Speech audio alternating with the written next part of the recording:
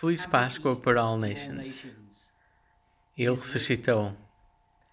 Ao cair da tarde daquele primeiro dia da semana, Jesus disse aos seus discípulos: Paz seja convosco.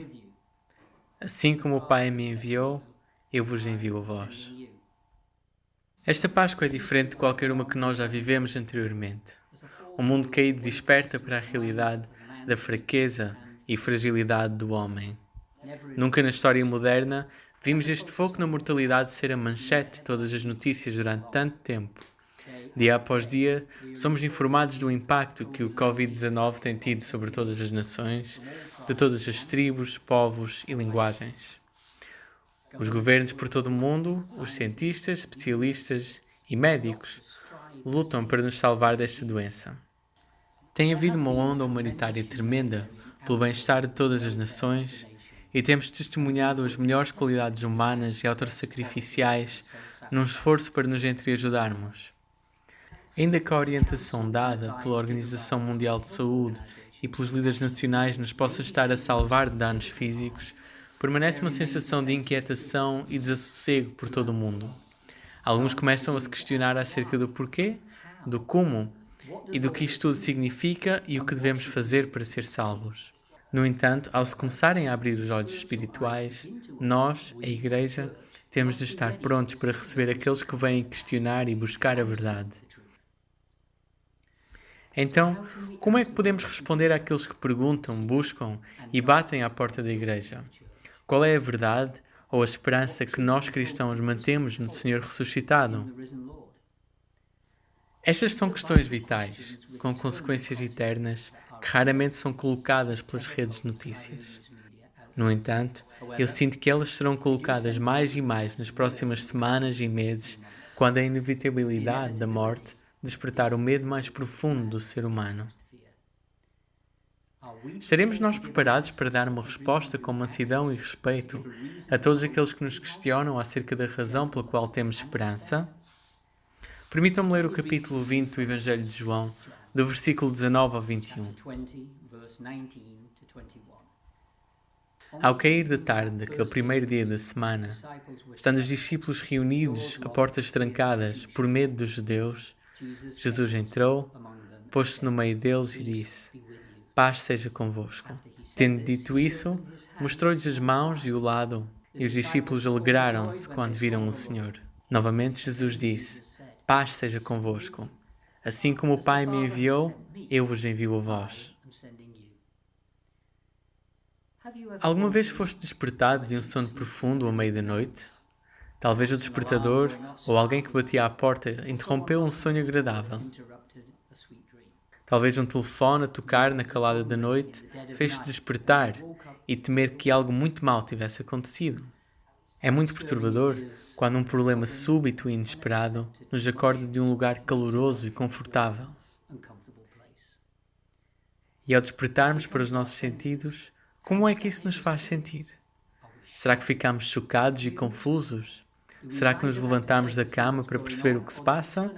Ou será que viramos a cabeça para o lado e continuamos a dormir? O apóstolo Paulo escreveu para a igreja em Éfeso, no capítulo 5 e no versículo 14, pedindo-lhes que aproveitassem ao máximo todas as oportunidades, dizendo: Desperta, ó tu que dormes, levanta-te dentre os mortos e Cristo resplandecerá sobre ti. Aquilo que eu sinto hoje é que os eventos recentes têm despertado muitos de um sono profundo. Talvez eu fale apenas de mim mesmo, mas a realidade que temos visto de certo testará a fé de muitos de nós. Eu confesso que testa a minha. Portanto, como é que podemos responder a esta pandemia súbita?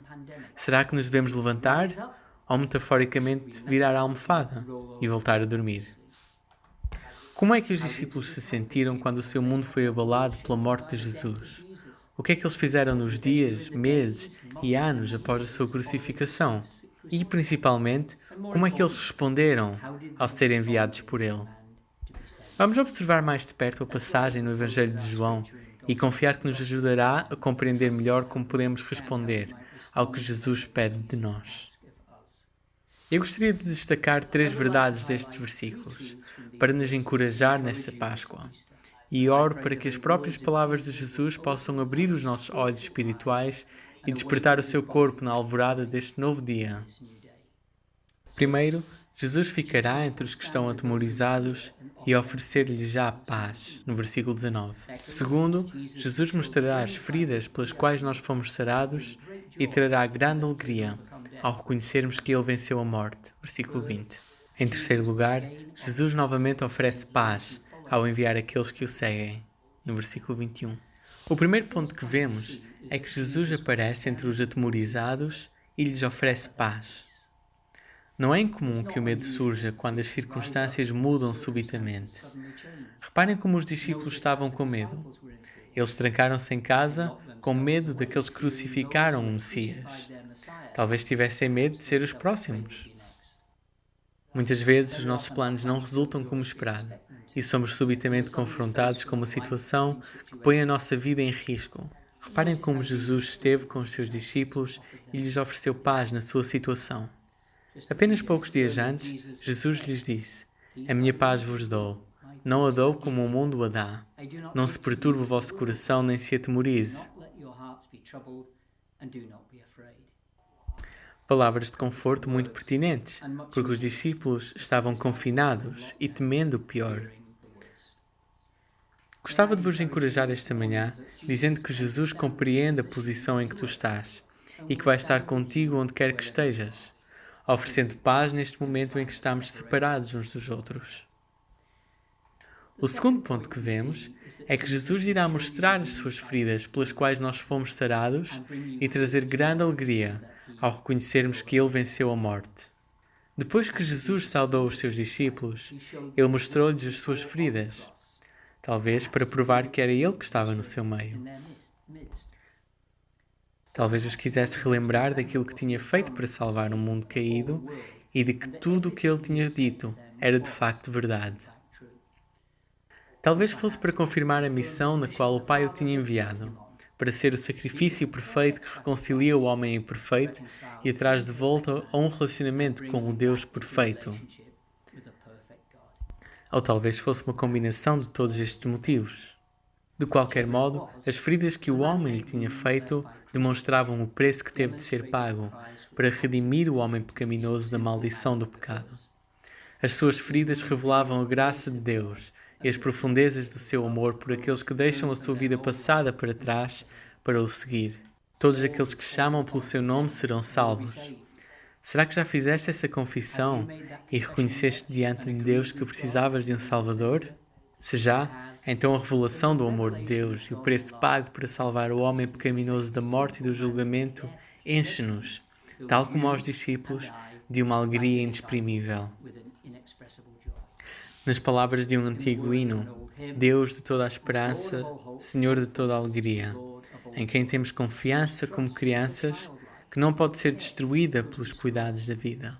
Que estejas connosco ao despertarmos e concede-nos, nós oramos, a tua bênção em nossos corações, Senhor, na alvorada de um novo dia. Gostaria de vos encorajar esta manhã que ao colocarmos a nossa fé no Senhor Jesus ressuscitado, Ele irá encher os nossos corações de grande alegria no raiar de um novo dia. O terceiro ponto que vemos é que Jesus irá de novo oferecer paz ao enviar como testemunhas aqueles que o seguem. Este ponto que vemos esta manhã é apenas a aplicação dos dois pontos anteriores. Se fôssemos a ler os 4 evangelhos, repararíamos que em Mateus 28:19, Jesus disse: "Fazei discípulos de todas as nações."